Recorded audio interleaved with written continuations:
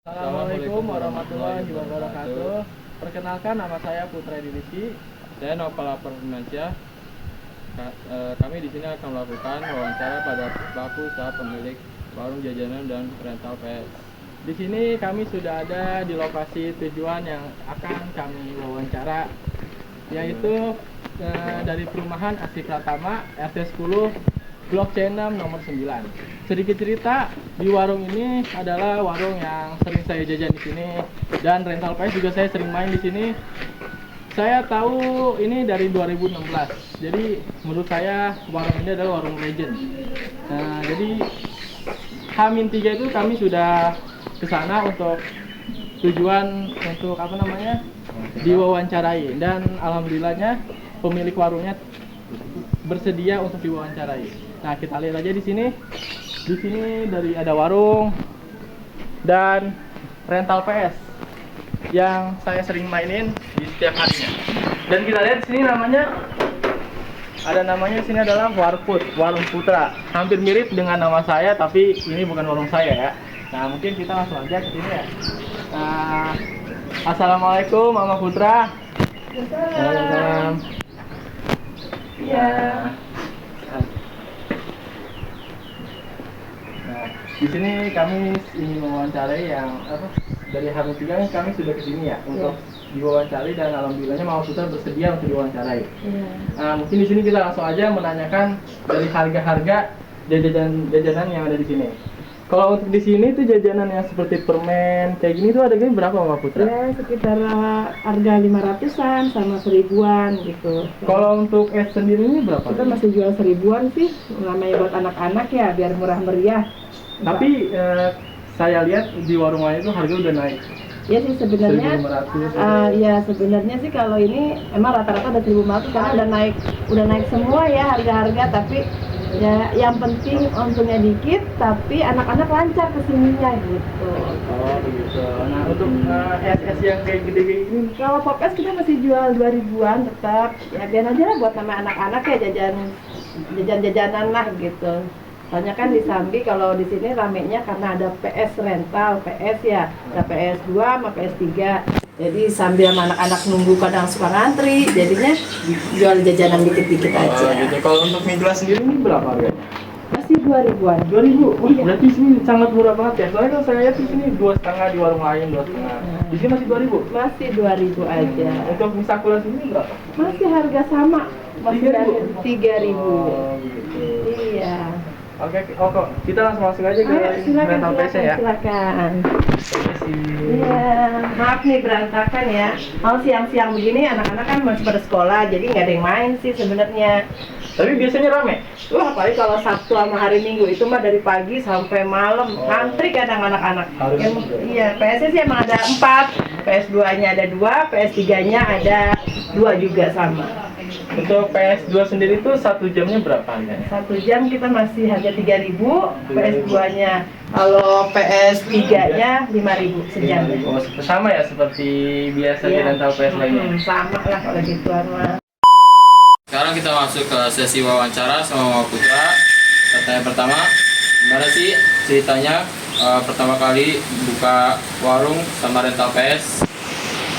Dulu sih sebenarnya sebelum saya ke sini ya, ke Asri Pratama, saya dulu di Jakarta. Dan dulu sebenarnya saya dari anak saya yang pertama sampai saya ketiga itu saya udah buka PS. Mungkin sebelum nikah sama suami saya udah buka PS dari bujangan dia. Terus saya di Jakarta itu lama, sekitar 7 tahun buka PS. Awalnya dulu PS1, PS2. Nah, terus pindah ke sini karena suami kerja pindah, jadi saya langsung pindah ke Asri, buka PS. Dulu mah masih PS1 sama PS2, dulu mah cuma punya 2 doang. Ya, berkembanglah di sini, ya, alhamdulillah. Sekarang udah bisa nambah PS2 sama PS3. Dulu sih belum ada warung juga, cuman anak-anak pas lagi main PS tuh pada ya aus, ya ini punya ide sendiri. Akhirnya ada buka minuman aja, tadinya awalnya minuman, nggak ada ciki-ciki gitu. Kesini-sini ya alhamdulillah bisa, ya walaupun sedikit demi sedikit, alhamdulillah udah bisa sekarang.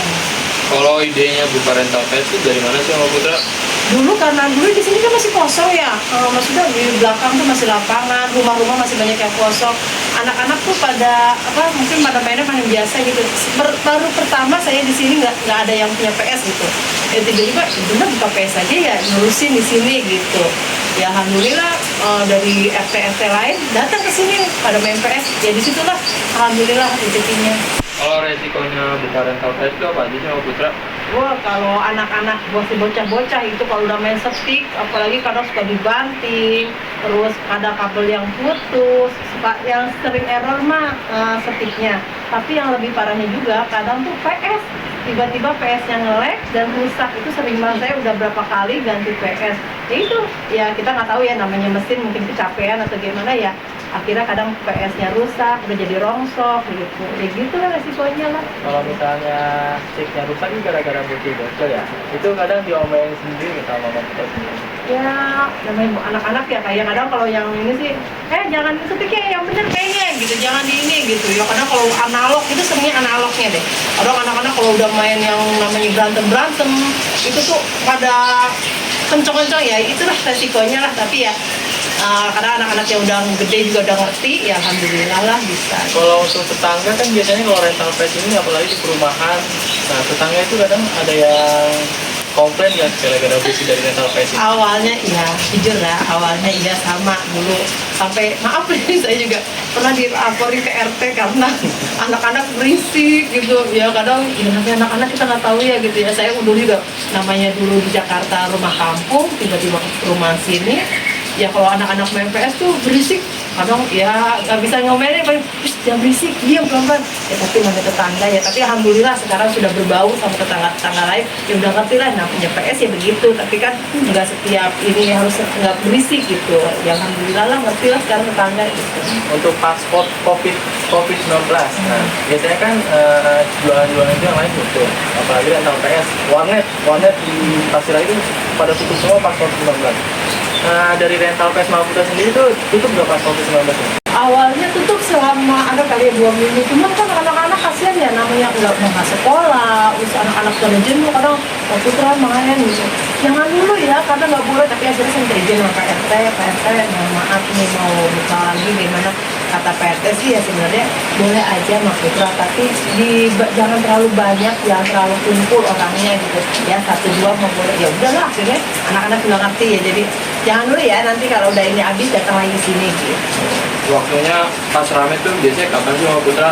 Kalau rame itu ya alhamdulillah 1 minggu, karena kalau misalnya hari Senin sampai Jumat itu anak sekolah ya, tapi ada aja sih yang main, kayak yang masuk pagi ntar siangnya main, masuk siang ntar paginya main gitu.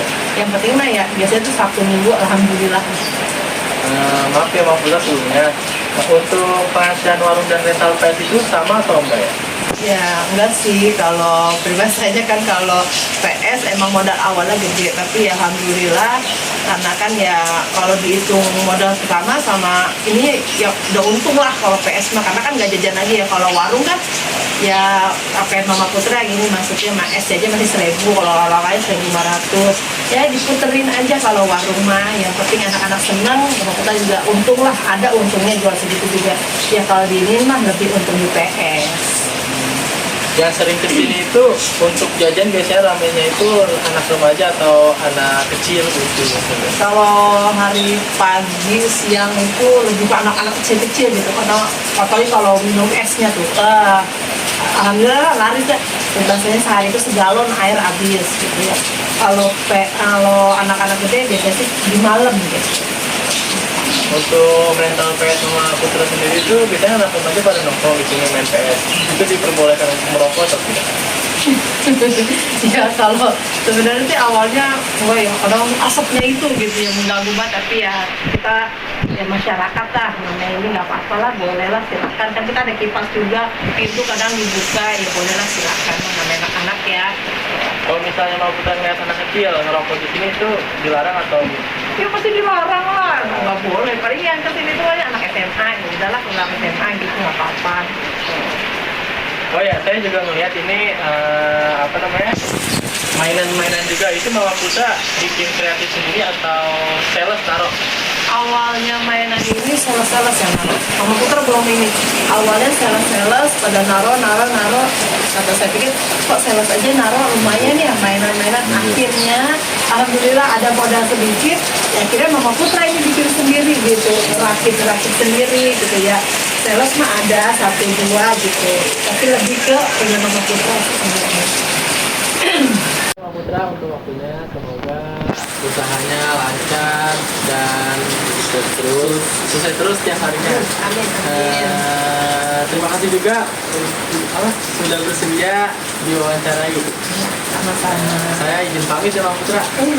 Hujan di luar gitu daripada hujan-hujanan kan nyobain main PS di Mama Putra aja dulu. Kamu boleh? Boleh lah mumpung Sabtu. Gratis? Iya, silakan. Udah.